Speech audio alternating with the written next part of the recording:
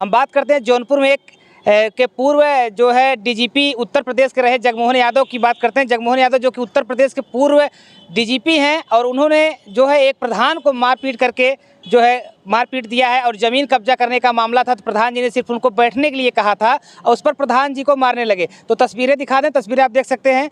ये जो प्रधान जी साथ में खड़े हैं इनसे बात करने का प्रयास भी करेंगे और बताएंगे क्या पूरा मामला था। फिलहाल जो ज़मीनी मामला निकल करके आ रहा है कि ज़मीन को लेकर के पैमाइश करने जो है पुलिस की टीम, राजस्व की टीम पहुँची थी और उसी में प्रधान को मारपीट दिए हैं पूर्व डीजीपी उत्तर प्रदेश के जगमोहन यादव, जो कि सपा सरकार में डीजीपी थे। तो हालांकि योगी सरकार की चल रही है और ऐसे में योगी के सिपाही भी हैं, कहीं कहीं मंडल अध्यक्ष भी रहे हैं प्रधान जी। तो इनके ऊपर ये मामला हुआ है और इनसे हम बातचीत करते हैं कि क्या कुछ मामला है। प्रधान जी, क्या कुछ मामला हुआ था?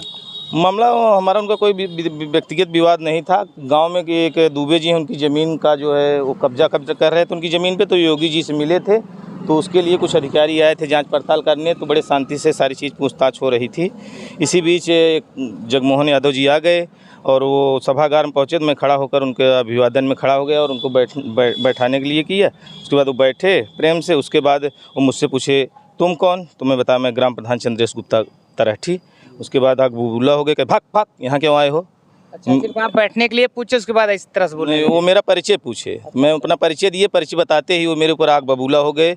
गद्दी बद्दी मेरा कॉलर पकड़ लिए, मुझे मारे 2 हाथ। उसके बाद किसी तरह पुलिस थे बचा के मुझे बाहर किया।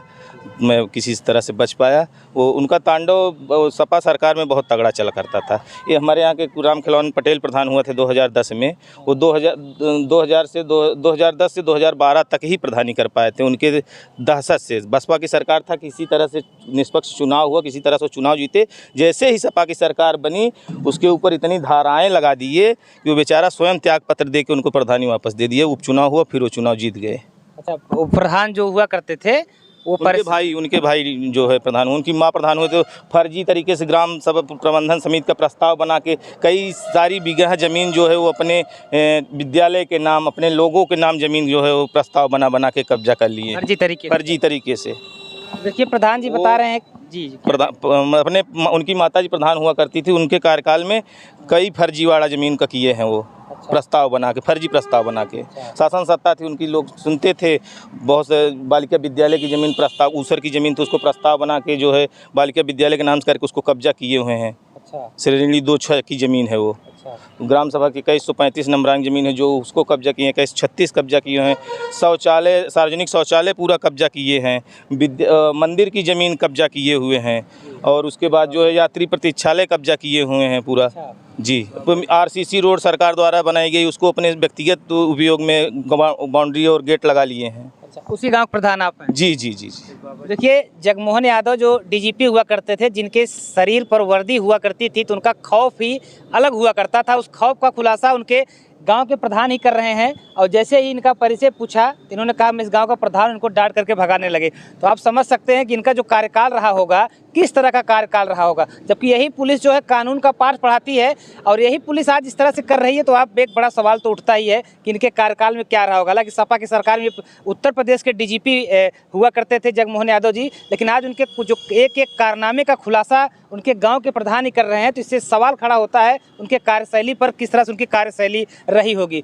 तो आज जो है जगमोहन यादव जी का जो कार्यकाल समाप्त होने के बाद की जो चीज़ें निकल करके आ रही हैं, उससे एक अंदाज़ा लगाया जा सकता था कि इनका कार्यकाल कैसा रहा होगा।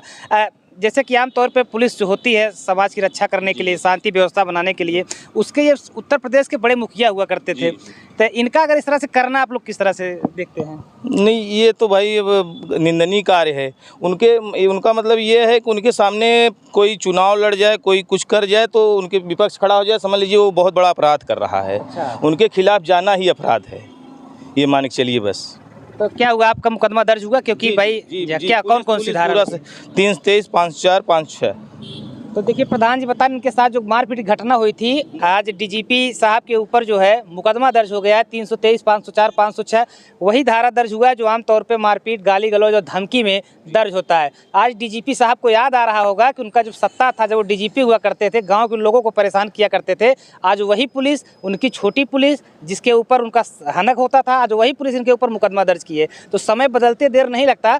आप डीजीपी हुआ करते थे तो आपका हनक था, लेकिन आज आप सामान्य लेकिन सर, नागरिक हो मुझे गए अभी- हैं। अभी- आज योगी सरकार है, कहीं न कहीं यहाँ पर सबको न्याय मिलता है, क्या कहना चाहेंगे योगी जी से? अभी सर योगी जी से मैं गुहार करूंगा, मेरी जान का खतरा है, वो कुछ भी करा सकते हैं, उनकी पहुंच काफ़ी लंबी है।